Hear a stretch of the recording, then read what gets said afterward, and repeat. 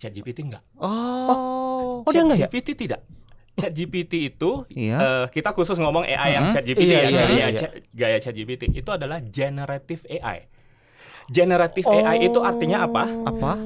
Datanya belum ada. Oh. Dia bisa create. Waduh. Tetapi nggak ada satupun orang yang pihak-pihak itu yang mendisclose bagaimana mereka mentraining mesin AI mereka setiap hari. Nggak ada. ChatGPT mana bisa? Malah ChatGPT di Google menuduh ChatGPT, lu pakai data search engine gue yang buat training kan? Ada kan?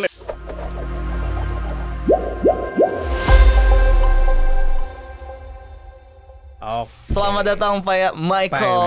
Masih bagian dari Lavanya nih. Ahli dari mengetes kepribadian dari tanggal lahir.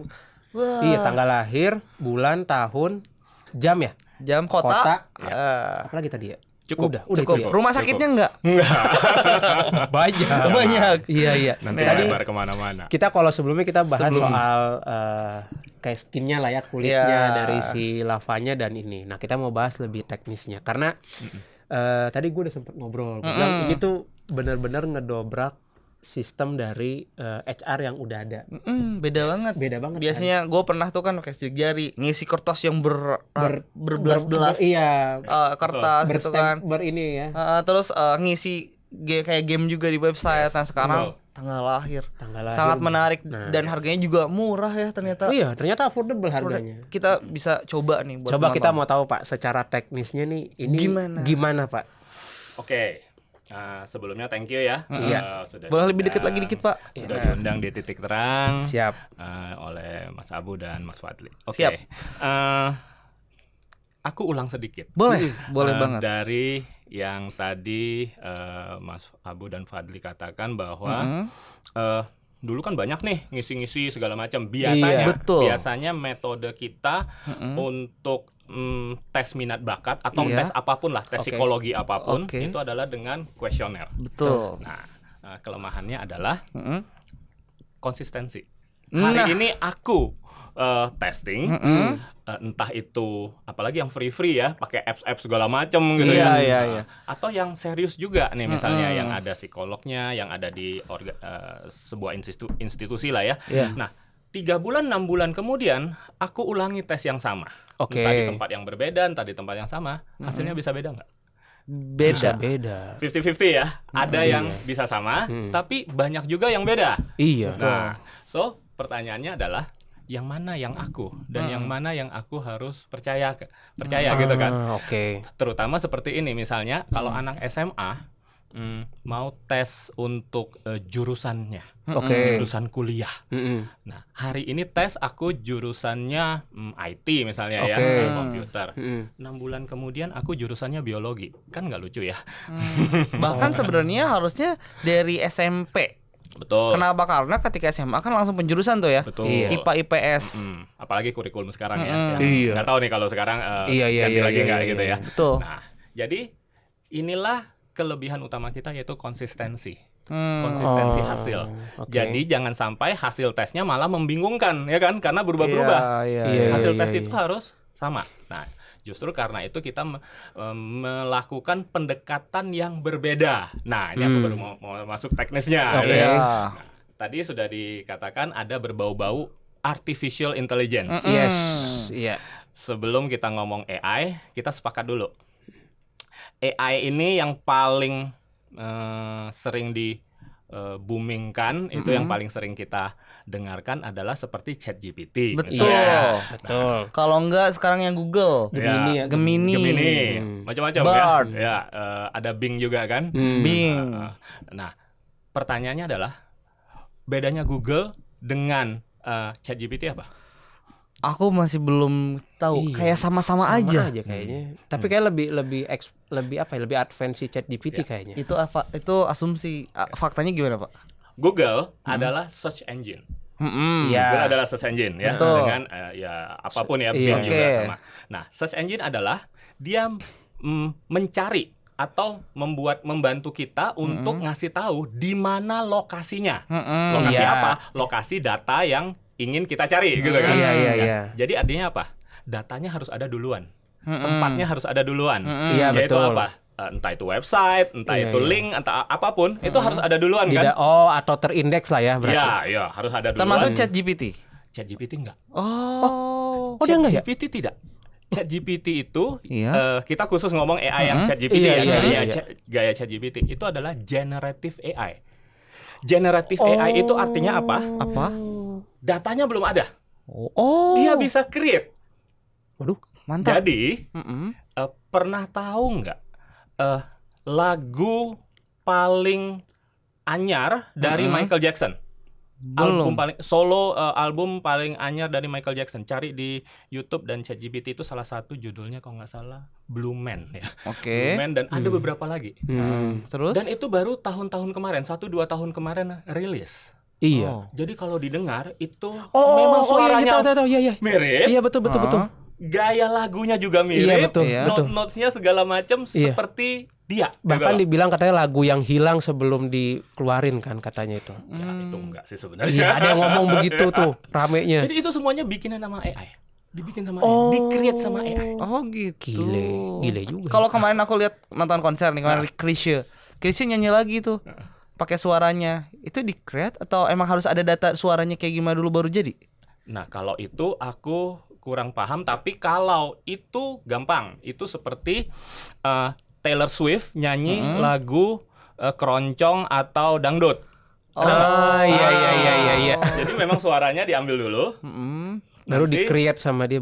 Dan itu menjadi topik hangat di Amerika sana. Karena artis-artis menentang AI. Itu salah satunya. Karena suaraku bisa dipakai untuk nyanyi lagu yang lain-lain kan? Oh gitu. Paham. Iya. Itu Adobe ribut tuh. ya. Adobe dulu ada itu kalau kayak gitu bukan GPT lagi, yang lain lagi AI-nya. Ya, semacam. Tapi itu sama, mempelajari pola-pola yang sebelumnya sudah ada.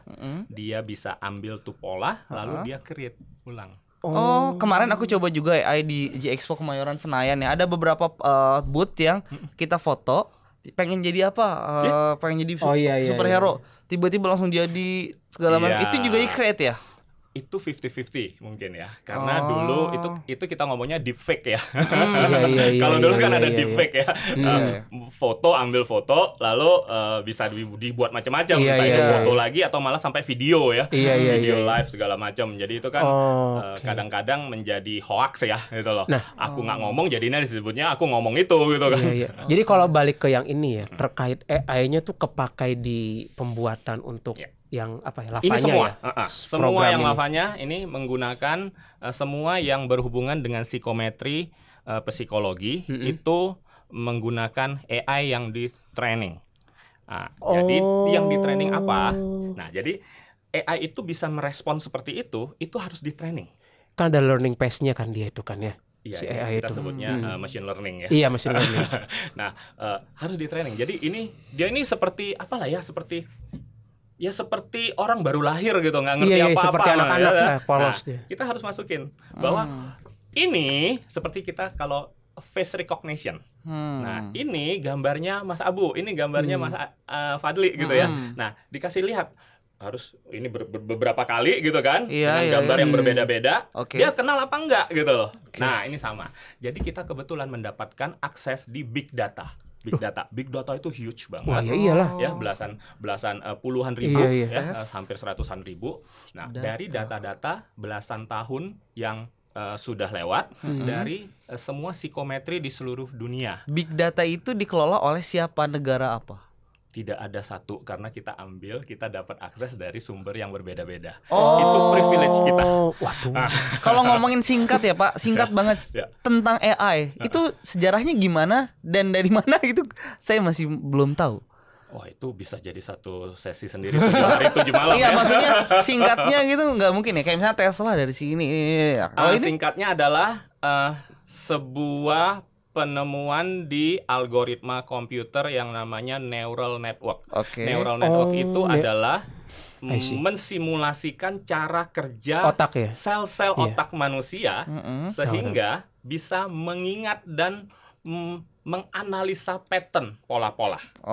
Dan itu yang dipakai buat untuk itu ya. Oh ya. Dari belasan tahun yang lalu, sekitar 15 tahun lalu. tidak ada manusia terpintar satupun di dunia ini, apalagi hari ini, yang bisa menang lawan komputer dalam main catur. Iya. Main Kan catur, sempat ada manusia itu. sudah nggak pernah menang sama komputer dari belasan tahun yang lalu. Sekarang sampai saat ini. Ya sampai saat ini. Dan itulah hebatnya.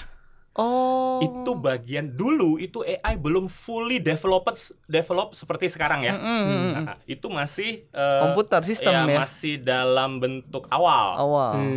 Dianalisa gitu aja. Deep Blue dulu, IBM Deep Blue ya. Iya, IBM. Gary Kasparov, Karpov segala macam ya. Nah, itu aku zaman kuliah. Oh, emang background juga IT. Aku IT. Kuliah di IT. Memang jadi itu kesenanganku dari dulu. Jadi yang berbau-bau seperti itu, berbau pola, pattern, programming dan segala macam, itu pasti itu duniaku. Paham. Nah, sekarang karena AI seperti ChatGPT dan sebagainya, itu 3-4 tahun belakangan ini booming banget kan. Maka kita nggak mau ketinggalan. Nah, dan kita ada privilege data yang gede seperti itu, kita training dan jadilah hasilnya seperti ini. Sistem ini. Betul. Lisensi AI itu punya siapa? AI itu free. AI itu free. Semua orang bisa bikin AI. Yang kita sebut khususnya yang kita sebut ChatGPT itu adalah LLM, Large Language Model. Punya dia ya, LLM Large ini. Language Model itu develop oleh banyak sekali programmer dari seluruh dunia dan banyak versi. Salah satunya bahkan Meta yang punya Facebook itu mengeluarkan Llama 3 namanya. Kalau pernah dengar, kalau ngikut-ngikut ya kayak gini. Nah, Llama 3 itu open source. Jadi semua orang boleh pakai. Tapi tapinya catch up-nya di sini adalah you boleh pakai semua, tapi kan itu kan kosongan. Iya. Itu kan box yang kosong.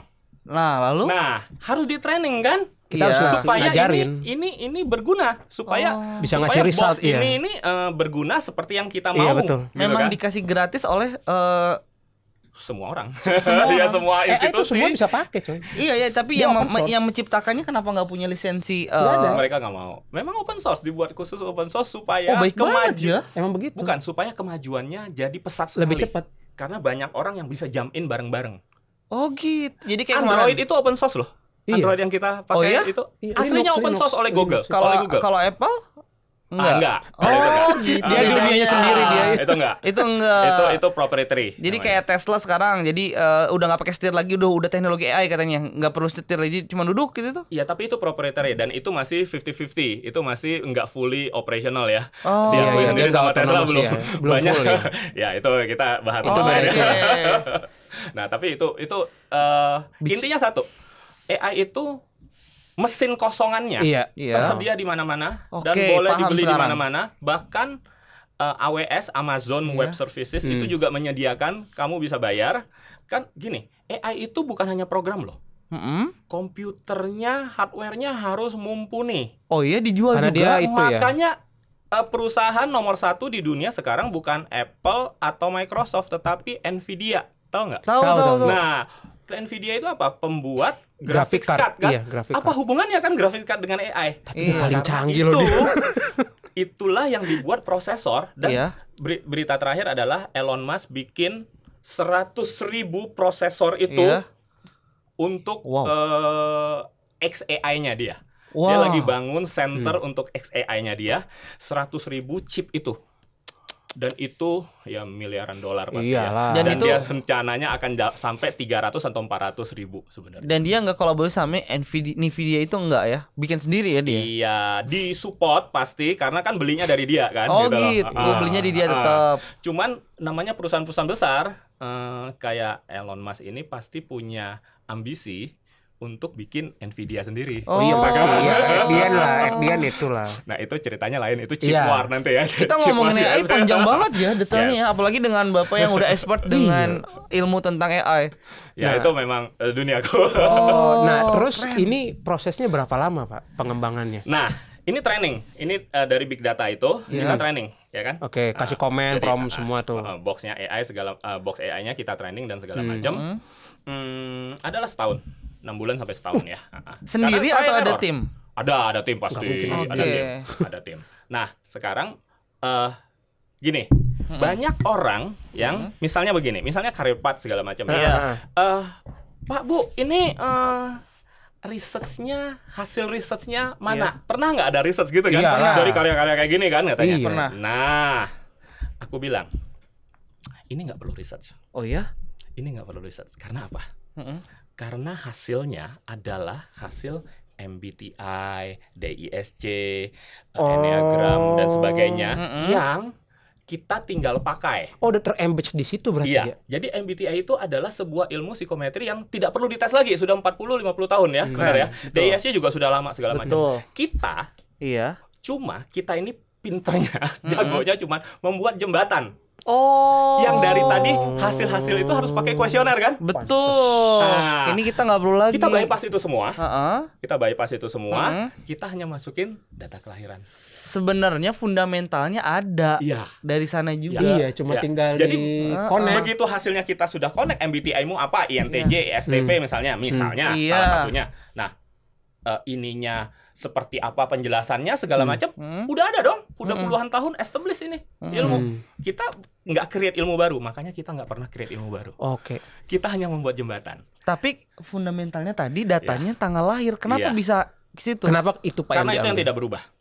Karena itu seperti DNA kita. Karena kita tidak berubah. Nggak, bukan sidik jari lagi. Bukan. Apa yang membedakan sidik jari dengan tanggal lahir? Sidik jari, misalnya begini. Ada perbedaan sidik jari kiri atau kanan. Betul. Satu.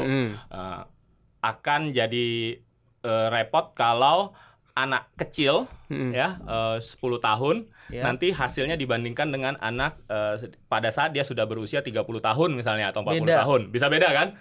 Nah, bisa beda ya? I don't know. Mungkin. I don't know. Mungkin bisa beda, ya kan? Probability untuk itu ada ya. Minimal di bawah 5 tahun itu belum sufficient ya. Dan itu kan ada batas usia ya. Betul. Tidak boleh di bawah usia berapa kan? Sama dengan kuesioner yang pakai ngisi. tes dengan tes psikologi dengan kuesioner itu juga ada batas usia. Biasanya 14 sampai 17 tahun. Di bawah itu nggak valid. Harus di atas itu. Nah, kalau anaknya usia 5 tahun 10 tahun, padahal itu yang mungkin golden age itu di situ kan ya? Dibutuhkan data itu bagi orang tua kan. Iya, golden age. Nah, ini solusinya. Jadi sebenarnya tes sekali pun udah cukup ya? Yes. Tuh. Iya. Tes sekali udah cukup. Mau lu kecil, mau lu gede, ini udah gambarannya kayak gini. Iya. Betul. Ketika kita udah punya datanya, ini gambarannya seperti ini ya. Lalu saya kesukaannya, Mah saya dari data ini nih ngomong ke orang tua, aku tuh nggak mau jadi entrepreneur, aku sukanya tuh gini. Nggak, masih bisa. Kalau kan jadi hasil data dan kesukaan itu ngaruh nggak sih? Nah itu dia. Gimana sih? Aku anak SMA lah ya. Aku mau kuliah. Dites dong. Dari ditesnya ini nih. Edupat. Edupat nama brandnya. Edupat. Lavanya produknya Edupat. Kalau Edupat. Untuk jurusan kuliah. Ya. Oke. Kalau untuk karir Pat. Nama brand holdingnya Lavanya. Ya, betul. Oke, paham. Kalau untuk anak kecil nanti itu Super Junior namanya. Nah, itu Edupet lah ya yang kita pakai. Aku keluar deh nomor 1 apa, nomor 2 apa gitu kan ada prosentase kan gitu ya. Ini nomor 1 IT, misalnya nomor 2 arsitektur, nomor 3 biologi atau apa kayak gitu kan. Nah, pertanyaannya, apakah aku harus mengikuti yang nomor 1? Enggak. Kuliahnya. Belum tentu. Karena ada pilihan lagi. Ya. Boleh 2, boleh 3, boleh 4. Kalau aku di tes ini, aku IT bukan nomor 1ku sebenarnya. Tapi IT ku belum nomor 1, tapi nomor 2 apa nomor 3. Ya, nomor 3 kalau nggak salah malah. IT itu nomor 3, programming itu nomor 3 bagiku. Di atasku itu adalah arsitektur dan sebagainya. Bapaknya tapi pada saat aku mau kuliah, aku nggak bisa ngotot waktu itu aku harus ke arsitektur misalnya ya. Walaupun misalnya dulu sudah ada nih ya. Kan dulu belum ada. Ya. Kalau aku nggak bisa ngotot. Karena apa? Tergantung. Apakah environment kita, apakah orang-orang di sekitar kita mendukung kuliah kita juga. Kita jangan ngotot juga kan gitu loh. Kalau itu ternyata adanya di kota lain atau bahkan di luar negeri jurusan itu gitu ya. Nah, kita nggak usah ngotot dong gitu loh. Kita pilih nomor 2 atau nomor 3, oke juga dong. Kita pilih nomor 10 boleh nggak?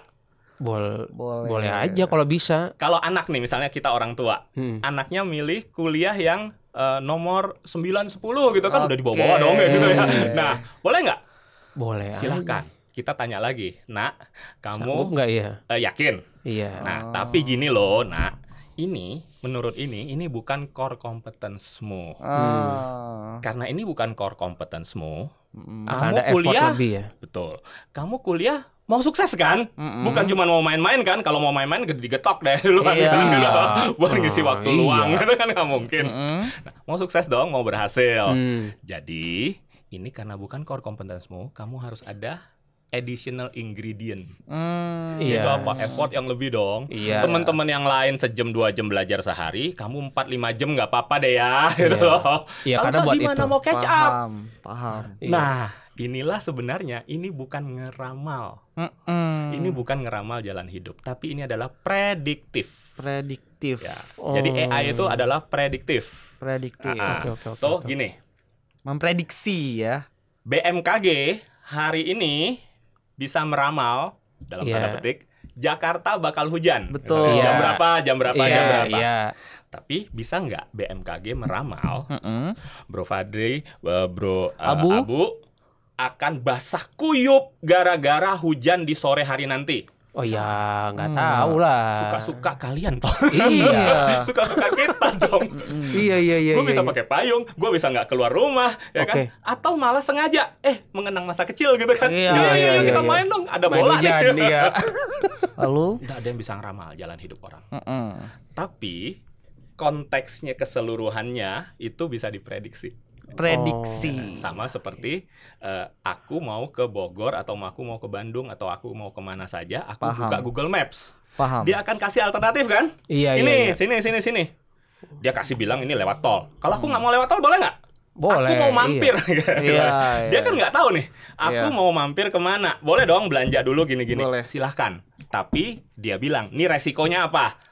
Jamnya makin panjang, waktunya makin panjang. Ini bakal ada macet nih di sini segala macam. Tapi I'm ready untuk mengambil resiko itu. Boleh dong? Boleh. No problem. Oke. Ini adalah GPS-nya sebenarnya. Gitu. Jadi ini bukan ramal. Aku nggak bisa ramal bahwa engkau akan seperti ini. Jangan, nggak dong, itu Tuhan. Iya. Jadi ini bukan ramal. Nah, sejauh ini yang sudah memakai ini tuh berapa atau corporate sudah ada belum yang pakai ini? Ini semua produk kita rata-rata sekarang bukan dipakai untuk corporate, tapi di personal. Dan kita sudah banyak sekali puluhan ratusan reseller partner-partner kita yang menjualkan kembali produk-produk ini, bahkan dengan white label yang mungkin tadi di sesi sebelumnya sudah disebutkan. Jadi brandnya belum tentu lavanya ya. Jadi brandnya bisa mereka buat brand sendiri, tapi isinya mirip-mirip ya, isinya sama persis atau mirip-mirip. Nah, itu kita maklon.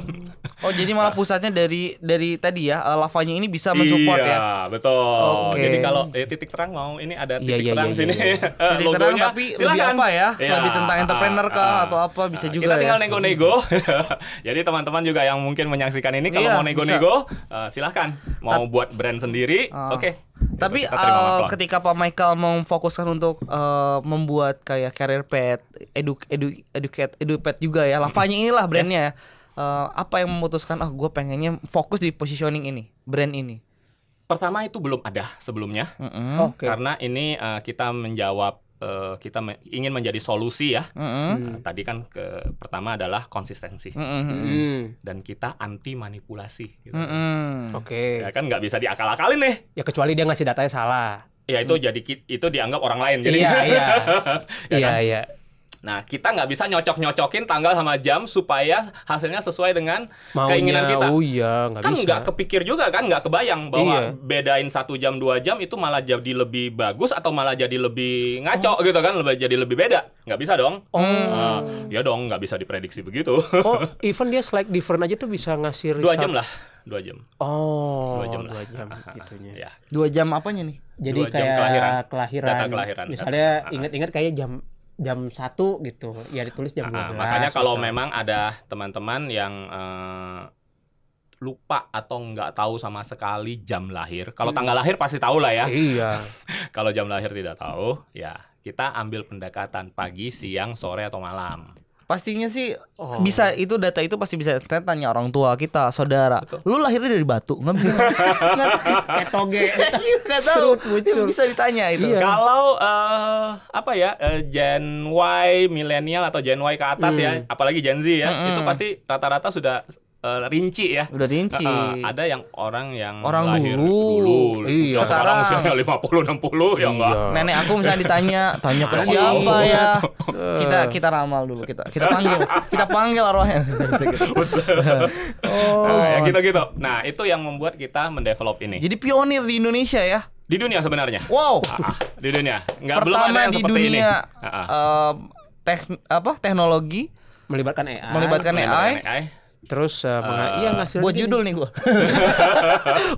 Biar psikometri instan berbasis big data dan AI. Lu catet ya ntar itu. Soalnya dia masih nanya judulnya apa ya. Oke. Pertama di dunia. Pertama di dunia. Nah, kalau kita juga ngomong kepada partner-partner kita dan reseller kita bahwa orang paling gampang itu sekarang jualan produk digital sebenarnya. Oke, betul. Karena marginnya besar. Marginnya besar, terus nggak pakai ongkir, nggak pakai apapun effort, nggak sewa apapun gitu ya. Sekarang marketplace ongkosnya udah naik loh ya, biayanya udah naik loh. Udah naik. Aku juga punya toko. BTW jualan apa Pak tokonya? Ya ini. Kirain jualan kendaraan listrik gitu kayak skuter langsung enggak ya? Cuman eksistensi saja. Oh iya. Nah, tapi kelemahan jualan produk digital apa? Bisa di copy paste paling. Iya, gampang sekali. Itu nomor 1 ya. Iya, aku buat e-book nih misalnya kan. Iya. Gue jual sekali nih ke dia. Bisa dibikin. Dia buat Tokopedia, dia buat marketplace-nya di tokonya, dia jual separuh harga gitu loh. Itulah ya kelemahannya. Parah dong kita. Bubar. Jadi yang harus kuatin brandnya lagi, balik lagi ya. Tapi itu tidak berlaku di produk kita. Oh iya, gimana caranya? Beda. Ngapain di copy paste? Milikmu dan milik dia kan berbeda. Dedikat beda. Walaupun judulnya sama, tapi isinya kan berbeda. Oke, kalau misalkan lavanya lain nih, kompetitor pengen bikin juga, ya dia harus melalui tahap yang seperti kita. Jadi sebenarnya masih memungkinkan bisa. Punya privilege seperti kita. Dan makanya itu juga kalau ngulang tadi nih, ada nggak research segala macam? Pertama, kalau research psikologi kita nggak butuh karena kita hanya pakai gitu kan? Iya, udah ada. Yang sebenarnya kalau mau dipublish itu ya, itu adalah sebenarnya riset IT-nya kan, bagaimana membuat dari sini ke sini kan? Betul. Koneksinya itu ya. Iya, betul kan? Betul. Nah, cuma itu kita tetap mengatakan itu rahasia perusahaan. Begini. ChatGPT, Google Gemini, Bing AI dan segala macam itu semua orang tahu itu pakai AI, pakai LLM ya, large language model. Tetapi nggak ada satupun orang yang pihak-pihak itu yang mendisclose bagaimana mereka mentraining mesin AI mereka setiap hari. Nggak ada. ChatGPT mana bisa? Malah ChatGPT di Google menuduh ChatGPT, lu pakai data search engine gue yang buat training kan? Ada kan? Iya gitu? Betul. ChatGPT enggak, gue punya data sendiri. Gitu kan? Jadi sebenarnya AI-nya sama tapi mesinnya beda. Bagaimana mereka mentraining itu? Hasilnya adalah pada saat kita ngetik pertanyaan jawabannya beda, prompting jawabannya beda. Jadi dia itu mentraining mentraining siapa? Bukan orang kan? Mentraining AI. Jadi misalnya nih aku punya big data nih tadi kayak gitu. Emangnya aku langsung masukin ke ini? Enggak lah. Nggak nyambung nanti kan? Ya. Nah, ada yang ya? namanya pre-processing dan ada post-processing namanya. Paham. Ya, dan itu berlayer-layer. Itu funnel dia ya? Itu kita memilih kita nggak akan membuka karena itu adalah itulah rahasia dapurnya lah. Sama seperti ChatGPT meng-keep itu dong gitu loh. Tapi yang paling baiknya adalah penemu AI-nya memberikan ini gratis, silahkan dikaryakan gitu ya? Ya itu. Keren. Itu LLM. Karena dia buat percepatan ini juga. Tapi itu Android juga gratis, Linux juga gratis, operating system Linux ya, yang sekarang diadopt jadi Chrome. Jadi sebenarnya si LLM itu sedekah ilmu ya, sedekah siapa memberikan AI? Gratis iya. And believe it or not, itu di dunia IT banyak sekali yang open source seperti itu. Oh gitu, emang itu memang permainan IT yang seperti itu. Aku bagian dari komunitas open source karena aku tahu pasti. Oh gitu, jadi memang udah bukan rahasia umum dari zaman dahulu. Udah gratis ini. Dulu Linux sudah open source.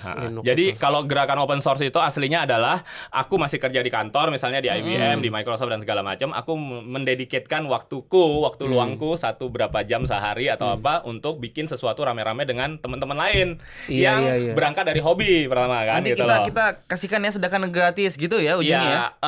Bukan kita mau sedekahkan gratis sebenarnya, tapi niat pertama adalah mengundang sebanyak-banyaknya orang biar untuk jump in, berkembang. Untuk kan ini banyak nih. Jadi ada project open source itu pertama sebenarnya di disclose dulu dong ini mau buat apa. Mau serumit apa gitu kan, ini apa gitu kan. Nah, kita kan ngerjain dong. Aku ngerjain bagian ini, bro ngerjain bagian ini gitu kan. Nah, kita mau orang lain juga ngerjain juga kan gitu loh, melengkapin yang ini kan sesuai dengan ada caranya untuk supaya itu bisa dikolaborate dan integrate bareng-bareng ya. Itu ada sistemnya ya situ. Enggak kacau balau, enggak tumpang tindih kacau balau, enggak. Oh gitu. Jadi mereka walaupun ngerjain belum tentu dapat profit, tapi nanti keuntungannya adalah ilmunya bareng loh. Bisa bikin lavanya, bisa bikin Tesla atau apa. Dulu tuh yang terkenal mereka berangkat dari hobi, jadi membuat sesuatu bareng-bareng. Oh, itu jadi kebanggaan tersendiri. Jadi orang-orang misalkan orang Tesla yang tahu dia salah satu yang membikin, panggil tolong buatkan ini. Nah itulah semua program-program yang berbayar, software-software yang berbayar yang sekarang kita punya misalnya dari Microsoft Windows, Microsoft Office apa segala macam, ada versi open source yang gratis, oke? LibreOffice dan segala macam itu gratis. Banget sih.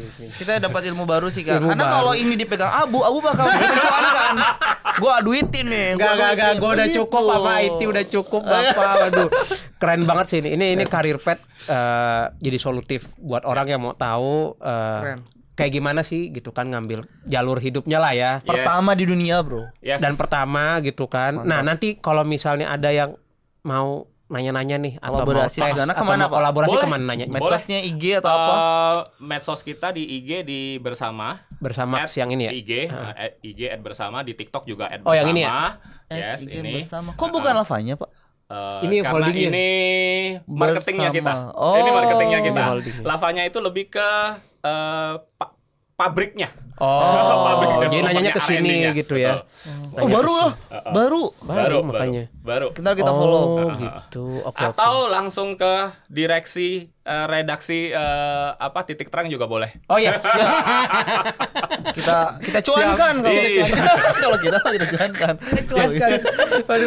No problem. Sukses Pak. Siap. Aduh Pak Michael terus sama Mbak tadi itu thank you banget sudah hadir ya. Nanti semua penonton titik terang yang mau nyoba hasilnya nanti pakai kode voucher kita bikin Boleh. Betul. Boleh sekali. Ya, Pak? Siap. Betul. Lagi. Betul. Siap. Pasti boleh. Pasti bisa. Atur saja. Siap. Kontak gue Thank you. Sukses terus. Titik terang terus. Amin.